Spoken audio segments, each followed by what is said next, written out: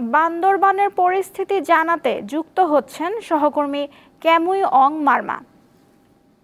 ক্যামুই, সহিংস পরিস্থিতির পর বান্দরবানের আজকের পরিস্থিতি কেমন এবং অনেক পর্যটক আটকা পড়ার খবর আসছে, আপনার কাছে এ বিষয়ে কি তথ্য রয়েছে?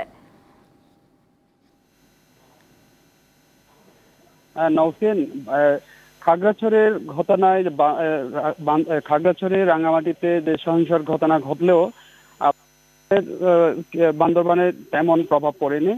এবং এই যে যুগ্ম ছাত্র পরিষদের পক্ষ থেকে যে অবরোধের ডাক দেওয়া হলো, বান্দরবানে তেমন একটা এর প্রভাব পড়েনি। বান্দরবান শহর সহ যে দূরপাল্লার যানবাহন এবং যে অভ্যন্তরীণ সড়কগুলোতে যান চলাচল স্বাভাবিক রয়েছে। এবং এই খাগড়াছড়ির ঘটনায় বান্দরবানে যাতে এর প্রভাব না পড়ে, এবং এই জন্য যে গতকাল বিকেল 5টায় জেলা প্রশাসকের সম্মেলন কক্ষে প্রশাসনের পক্ষ থেকে যে জেলা প্রশাসকের নেতৃত্বে পাহাড়ি বাঙালি নেতৃবৃন্দদের নিয়ে একটি শান্তির বৈঠক করা হয়।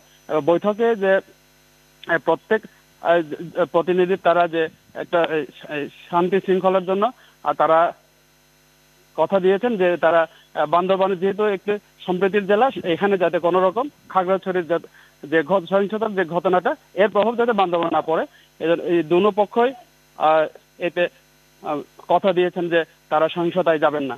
তো এই জন্য যে আজকে আমি সকাল থেকে জেলা শহরের বিভিন্ন এলাকা ঘুরে দেখেছি, স্টেশনগুলোতে ঘুরে দেখেছি যে যানবাহন চলাচল স্বাভাবিক রয়েছে এবং দোকানপাটগুলো খোলা রয়েছে। বান্দরবানের সার্বিক পরিস্থিতি শান্ত বলা যায়।